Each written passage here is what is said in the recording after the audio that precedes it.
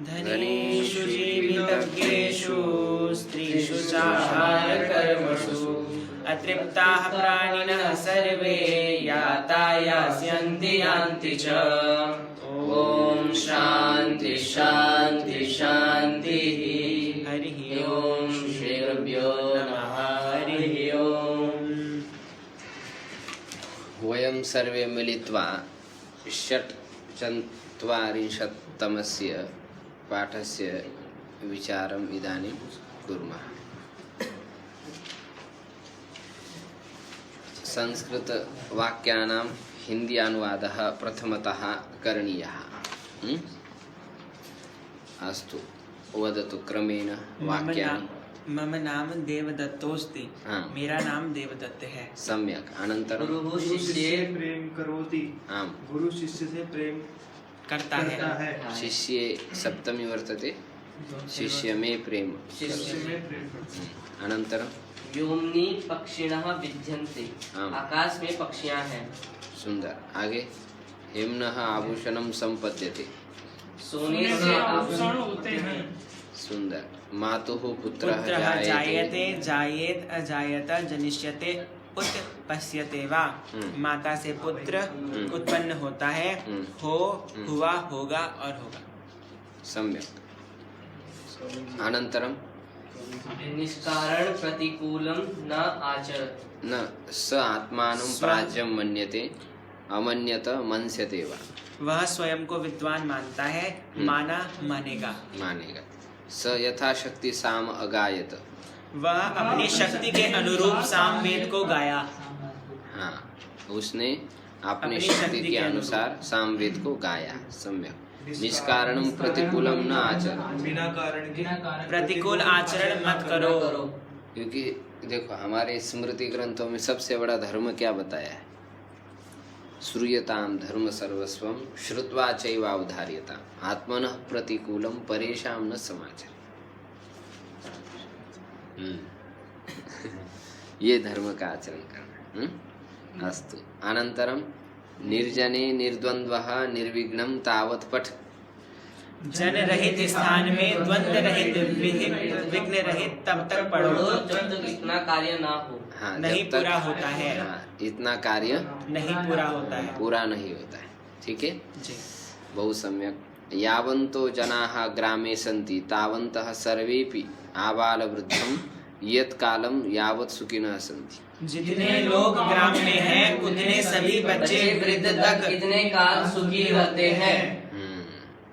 जितने लोग गांव में रहते हैं उतने सभी बूढ़े वृद्ध तक इतने काल सुखी रहते हैं।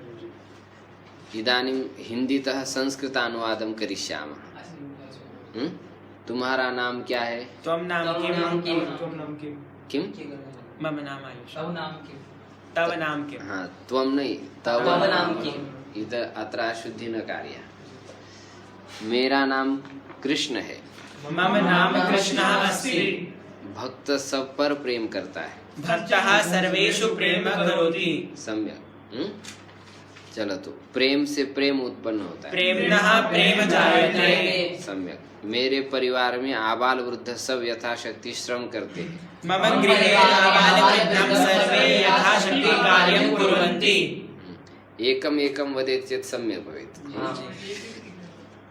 हमारे विद्यालय में जितने छात्र हैं उतनी ही छात्राएं हैं। अस्माकं विद्यालये यावन्तः छात्राः सन्ति तावत्या छात्राः सन्ति। सम्यक। छात्राः। वहाँ छात्राः सन्ति तावत्यः छात्राः सन्ति। सम्यक। वहाँ कितने बालक, कितनी बालिकाएं, कितने फल और कितने पुस्तकें? तत्र कियन्तः छात्राः सन्ति कियत्यः बालिकाः सन्ति। सम्यक। बाल विसर्ग अस्ति। है। हाँ, कियन्ति पुष्पाणि कियन्ति पुस्तकानि च सन्ति।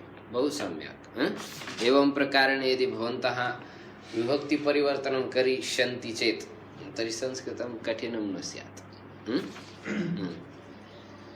जितने फल और जितने फूल वहाँ है उतने ही फल और फूल यहाँ भी है।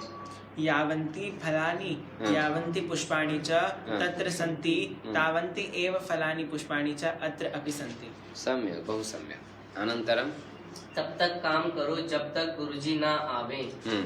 तावत्य कार्य तावत्- करोतु तावत्य नहीं, तावत, तावतु तावत खाली केवल तावत लिखना है।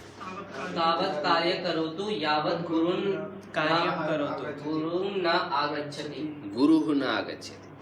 तावत् कार्यं करोतु यावत् गुरुः नागच्छति। हाँ, एवं प्रकार अनंतरम। उतने समय तक वहाँ मत रहो। हाँ तावान समया पर्यंतम हाँ तत्र न तिष्ठतु तिष्ठतु। हाँ, तत्र न वसतु तिष्ठतु चलेगा। आगे, अकारण विवाद न करो। अकारणं विवादं न करोतु। सम्यक। निर्जन में भी अनुकूल और प्रतिकूल प्राणी मिल जाते हैं। निर्जनेऽपि अनुकूलाः प्रतिकूलाः प्राणिनः लभन्ते। तो फिर हम सब जन समुदाय में रहे, इसमें तो अनुकूल प्रतिकूल मिलेगा, क्या कहना है, हाँ? निर्जन में भी ये समस्या है, सर्वत्र मिल जाते, कई आपके अनुकूल मिले, कई प्रतिकूल। कृष्ण मेरे अनुकूल है। कृष्णः मम अनुकूलम् अस्ति। सम्यक। दुर्योधन मेरे प्रतिकूल है। दुर्योधनः मम प्रतिकूलम् अस्ति। प्रतिकूलः अस्ति। सम्यक। अनंतरम आकाश में पक्षी है। वियति पक्षिणः सन्ति। अनुकूल प्रतिकूल पुल्लिंग में ही चलेगा, विशेष यदि है तब फिर अन्य विभक्ति में चलेगा। श्याम सामवेद का मंत्र गाता है। श्यामः सामवेदस्य मन्त्रं गायति। गायति गायति परस्मै पद। वह सोने का आभूषण है। यह सोने का आभूषण है। इदं सुवर्णस्य आभूषणम् अस्ति। अस्ति। रस्सी लाओ।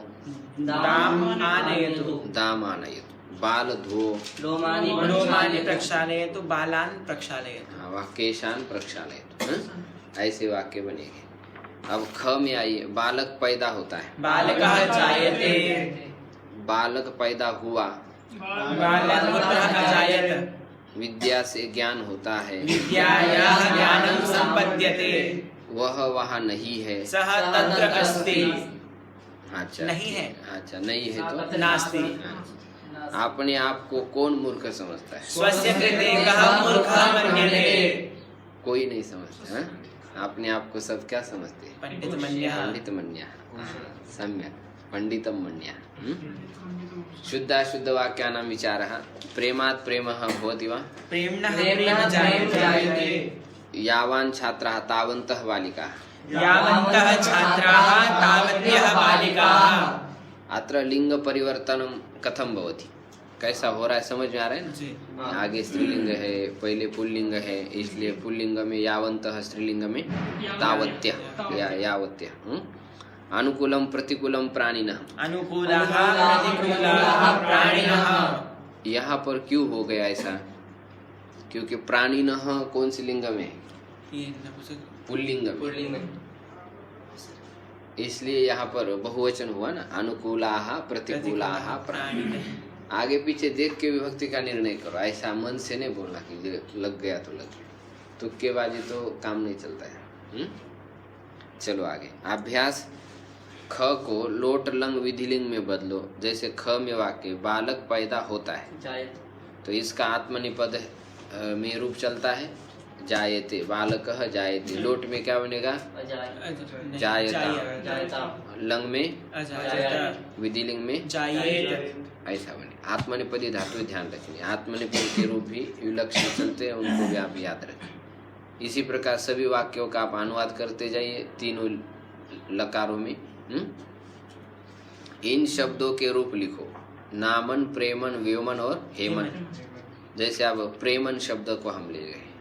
प्रेमन का मतलब क्या होता है? प्रेम, लव, यू आर लव, ऐसा कहते हैं नहीं? तो इसके रूप आप नपुंसकलिंग में देखते हैं। प्रेम, प्रेमणि, प्रेमाणि, प्रेम प्रेमणि प्रेमाणि, प्रेम्णा प्रेमभ्यां प्रेमभिः, प्रेम्णे प्रेमभ्यां प्रेमभ्यः, प्रेम्णः प्रेमभ्यां प्रेमभ्यः, प्रेम्णः प्रेम्णो प्रेम्णां, प्रेम्णे प्रेम्णो प्रेमसु, हे प्रेम हे प्रेम्णे हे प्रेमाणि। ऐसे ही सभी अनंत व्योमन शब्द, हेमन शब्द, हेमन माने सुवर्ण, हेमलता कहते हैं ना, हेमलता माने स्वर्ण की लता, लड़कियों का नाम रखते। कई एक बकरी थी, वो केवल सोना ही सोना दे देती थी। इन धातुओं के 10 लकारों में रूप लिखो, जन, संपद, विद और मन। तो इनके आप रूप लिख ही लेंगे। जैसे मन को ले लीजिए, एक एक रूप। लट में मन्यते, लोट में मन्यताम, मन्यताम, लंग में अमन्यत, विदेंग में मन्येत, ऐसे बने, और भविष्यत में मन्यते, मनस्यते, ऐसा बने। समास किसे कहते हैं? समसनम समास। कितने समास है? 6। नाम कौन से उनके? अव्ययी भाव तत्पुरुष कर्मधारय द्विगु बहुब्रीहि द्वंद्व। ये 6 है, इसके अनुसार 6 है। वस्तुतः द्विगु और कर्मधारय को तत्पुरुष में डाल देंगे तो 5 ही हो जाते हैं। ये 4 ही हो जाएंगे। ये केवल समास यहाँ पर नहीं दिया है। केवल समास, हाँ, वो लघु में मिलेगा। अव्ययीभाव समास की पहचान 100 उदाहरण लिखो। उसकी पहचान क्या होती है? अव्ययीभाव समास की पहचान यह है कि इसमें पहला शब्द अव्यय, उपसर्ग या निपात होगा। बाद का शब्द कोई संज्ञा शब्द होगा। अव्ययी भाव समास वाले अकारांत शब्द नपुंसकलिंग एक वचन में ही रहते हैं, अन्य शब्द अव्यय होते हैं। अव्ययी भाव समास के समस्त पद और विग्रह पद में अंतर होता है, क्योंकि किसी विशेष अर्थ में अव्यय शब्द आता है। ऐसा ये इतना आपको समझना चाहिए कि अव्यय भाव की पहचान यही है जो अभी हमने समझी है। तो इसको आप ठीक से बिठाइए दिमाग में। अभी इसमें वाक्य बनाना है। कृष्णस्य समीपे, तो क्या बनेंगे? उपकृष्णम राधा अस्ति, कृष्ण के पास राधा है। जनानाम अभाव इति निर्जन। गंगा तीरे, गंगा तीरम निर्जनम अस्ति, गंगा तीर लोगों से रहित है। रथस्य पश्चात अनुरथम, कृष्णस्य अनुरथम अर्जुनः अस्ति। द्वारम द्वारम प्रति, प्रतिद्वारम भिक्षुकः अस्ति गच्छति। शक्तिम अनतिक्रम्य इति यथाशक्ति भोजनम करोतु। चक्रेण सहितम सचक्रम विष्णुः आगच्छति। हाँ, चक्र के साथ आए थे गजेंद्र का उद्धार करने के लिए। गंगायाः समीपम उपगंगम वयम निवसामः। हम गंगा जी के पास रह रहे कि नहीं? शास्त्र में गंगा जी के पास रहने की बड़ी महिमा है, इसलिए लोग रहते हैं। अधिकतर लोगों ने आश्रम भी बना दिए, आश्रम में भरते जाते हैं। तो इसीलिए कितनी महिमा है गंगा जी के किनारे रहने की। यदि केवल दर्शन भी करता रहेगा गंगा जी के किनारे तो भी गंगे तव दर्शनान मुक्ति, दर्शन से मुक्ति। ये कौन कह रहा है? वेद कह रहे, सामान्य आदमी थोड़ा कह रहे। फिर स्नान करे, आचमन करे, पूजा करे, फिर तो कह रहे। चलिए आगे 47वां पाठ। मनस, चेतस, तमस, उरस, तेजस, रजस, वयस, रक्षस, ओजस, छंदस, रहस, एकांत स्थान। एनस, अहस, अंग्रेजी में एनस किसको कहते हैं? गुदामार। ठीक। हविष, सर्पिश, ज्योतिष, रोचिस, धनुष, चक्षुष, राजपुरुषः, सोमः, सोम कहते हैं सोमवार, चंद्रवास। मूर्ति पूजा, ठीक। इस प्रकार ये कुछ सामासिक पद भी अंत में दिए हैं, उसका विचार हम करेंगे। सु धातु ये ज्यादा प्रचलित नहीं है, लेकिन इसको आप देख लेना। इसके रूप आप चलाते जाना, आगे इसके रूप परस्मैपद और आत्मनेपद दोनों में चलते, इसका आप एक्सरसाइज कर लेना। ईश्वर भक्ता ईश्वर का भक्त, विद्याहीन मूर्ख, मूर्ख। सूचना मनस अहस, मनस के तुल्य चलेगी। हविष रोचिस, हविष के तुल्य चलेगी। तो मनस के रूप आप चला सकते हैं ना जी। मनः मनः मनसि मनांसि, मनः मनसि मनांसि, मनसा मनभ्यां मनोभिः, मनसे मनोभ्यां मनोभ्यः, मनसः मनोभ्यां मनोभ्यः, मनसः मनसो मनसां, मनसि मनसो मनसु स्युः। हे मनः, हे मनसि, हे मनांसि। ऐसा बनेगा। इसी प्रकार हविष, हविष में इकार लगी है, मनस में नहीं था। हविहि हविषि, हवीषि, हविहि हविषि, हवीषि, हविषा हविर्भ्यां हविर्भिः, हविषे हविर्भ्यां हविर्भ्यः, हविषः हविर्भ्यां हविर्भ्यः, हविषः हविषो हविषां, हविषे हविषो हविषु। हे हवि, हे हविषि, हे हवीषि। सुंदर, बहुत सुंदर। सु धातु के 10 लकार में रूप स्मरण करें। आपको परस्मैपद और आत्मनेपद के 5 लकार देखते जाना है। आप घर में शांति से बैठ के देख लीजिए। आगे चलिए, नियम 158। अब तत्पुरुष समास का निरूपण किया जा रहा है। तत्पुरुष समास किसे कहते हैं? तत्पुरुष समास उसे कहते हैं जहाँ पर 2 या अधिक शब्दों के मिलने से समास में न्यूनतम 2 शब्द तो होनी ही चाहिए। 2 से अधिक आप 3, 4, 5, 10 आगे कितना भी रख सकते हैं आप, 50, 20, 25 तक भी रख सकते हैं। लंबा एक पद बनाया जाए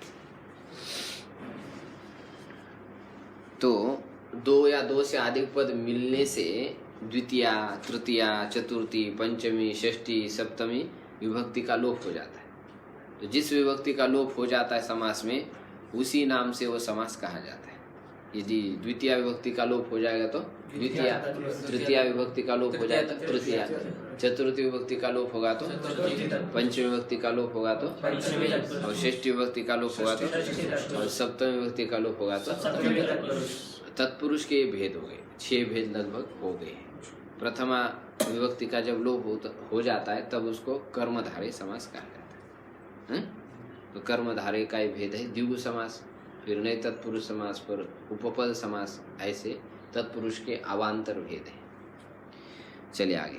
समास होने पर बीच की विभक्ति का क्या हो जाता है? लोप हो जाता है, वो नहीं रहती वहां पर। देखो, विभक्ति का लोप होने के बाद भी अर्थ उसका रहता है। जैसे राज्य पुरुष, अब विभक्ति गस का लोप तो हो गया लेकिन अर्थ उसका रहता ही, वो नहीं जाता कहीं। जब आप बोलेंगे तो उस समय का लगेगा, राजा का पुरुष। तो षष्ठी का अर्थ लिया ना हमने, वो नहीं रहता है। वो इसलिए कि थोड़ा और संक्षेप करना है। हमको बड़ा वाक्य बन रहा था राज्य पुरुष, अब विभक्ति हटा करके दोनों पदों की, एक राज पुरुष एक नया शब्द थोड़ा छोटा हो गया, लेकिन विभक्तियों का अर्थ रहता है। ये सूक्ष्म बात आप ध्यान रखेंगे। उसी विभक्ति के नाम से वह तत्पुरुष समास भी कहा जाता है। जैसे द्वितीय तत्पुरुष, षष्ठी तत्पुरुष आदि। उत्तर पदार्थ प्रधानस तत्पुरुष, ये इसकी डेफिनेशन है। तत्पुरुष किसको कहते हैं? उत्तर पदार्थ प्रधानस तत्पुरुष।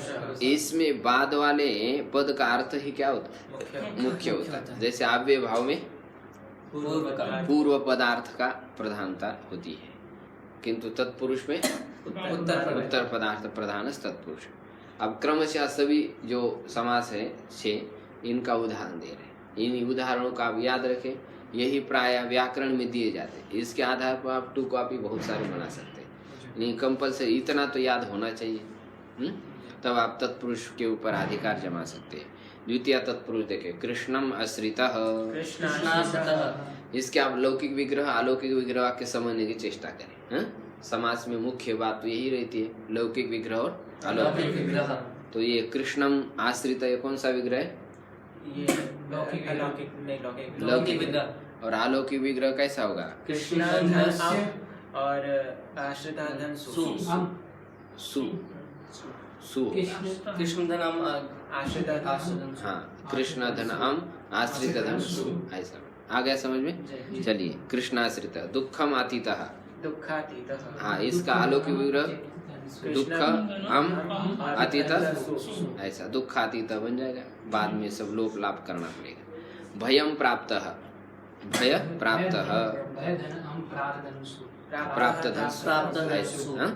आप जिसको पूछेंगे वही बोलेंगे आगे। हाँ, चलो आगे। तृतीय तत्पुरुष समास बाणेन आहतः इति, बाणाः बाणः खड्गेन हतः इति, खड्गेन नखै भिन्नः, भिन्नः, इसका अलौकिक वाक्य बोलिए। ये क्या नाम है आप? गस धन सु। नहीं, नखै नखै धन गस नखै धन, नख धन ता, भिस, नख धन भिस होगा, टा नहीं। नखै भिस लगाए ना उसमें, तो नख धन भिस भिन्न धन सु। सु, ऐसा आ गया समझ में। चलो आगे चलिए। नख भिन्न हरिनात्रात इति, हरित्रातः हरित्रात विद्यया हीनः इति, विद्याहीनः इसका अलौकिक वाक्य बोला इस। विद्याहीनः हाँ विद्याधन्ता हाँ, हीनाधन्सु। ऐसा, हाँ? ऐसा ध्यान रखें। ज्ञानेन शून्यः, ज्ञानशून्यः मात्रा सदृशः, मातृसदृशः पित्रातुल्यः, पितृतुल्यः एकेन ऊनम, एको न आगे चतुर्थी यूपाय दारु, यूपदारु दारु। हाँ, तो इसका अलौकिक वाक्य बोले शास्त्री। यूपधन, हाँ, दारुधन, हाँ, या चतुर्थी आ गई ना, तो चतुर्थी लगानी पड़ी। हाँ, यूपदारु गवे हितम, गोहितम भूताय बलिः, भूतबलिः द्विजाय इदम, द्विजार्थम। हाँ, इसका विग्रह वाक्य कैसा करेंगे? जैसे यहाँ पर यदि कोई, हाँ, द्विजाय इदम ऐसा जब कहेंगे तो विग्रह कैसा होगा इसका? द्विज गे अर्थ सु, ऐसा होगा। हाँ? ये ध्यान रखेंगे।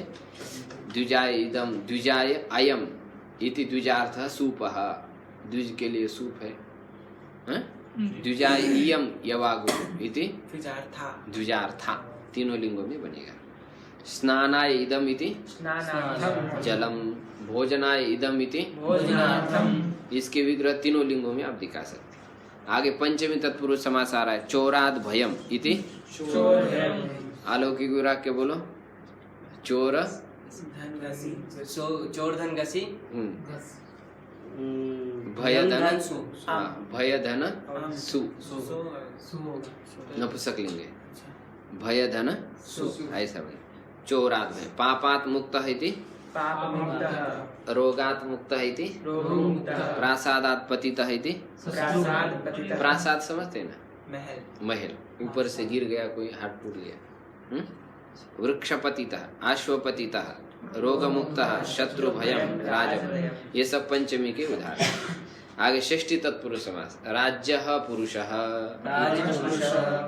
कभी बोलिए इसका अलौकिक विग्रह वाक्य। राज्य धन गस, हाँ, पुरुष धन सु। फिर से बोलो। राज्य धन गस, राज नहीं, राजन, राजन धन गस, पुरुष धन सु। ऐसा बोलो। राजन धन गस, पुरुष धन सु, गस प्रत्यय षष्ठी। ऐसा ईश्वरस्य भक्तः, ईश्वर शिवस्य भक्तः, विष्णोः भक्तः, विष्णुभक्तः देवस्य आलयः, देवालयः, देवस्य मंदिरम। मंदिरम, इसका अलौकिक वाक्य कैसा होगा? देव धन गस, मंदिर धन सु। सु, चलिए आगे। सप्तमी तत्पुरुष समास। शास्त्रे निपुणः, शास्त्र निपुणः विद्यायां निपुणः, विद्या निपुणः युद्धे निपुणः, जले लीनः, जललीनः हाँ, जले मग्नः, जलमग्नः कार्ये चतुरः, कार्यचतुरः कार्ये दक्षः, कार्यदक्षः ऐसा बोलो। हाँ? तो कार्ये दक्षः, अलौकिक वाक्य बोलो। कार्यधन कार्य धन दक्ष दक्षसु, ऐसा ये आप समझ गए हैं, लेकिन इसमें क्या है, आप समझने के बाद थोड़ा सा लंबा समय तक आपको और प्रैक्टिस करनी चाहिए, तब ये रहेगा। अभी ताज़ा ताज़ा होने से थोड़ा रहता है, 2 दिन होने के बाद सब भूल जाता है। इसलिए practice is the maximum perfect, maximum perfect.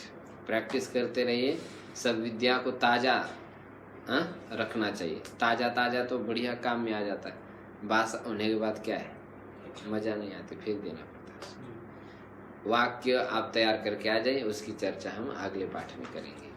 ओम संगच्छत्वं संवदत्वं संभो मनांसि जानतां देवापाठं यथा पूर्वे सज्जानाना उपासते। ओम शांति शांति शांति। हरि ओम। श्री गुरुभ्यो नमः। हरि ओम।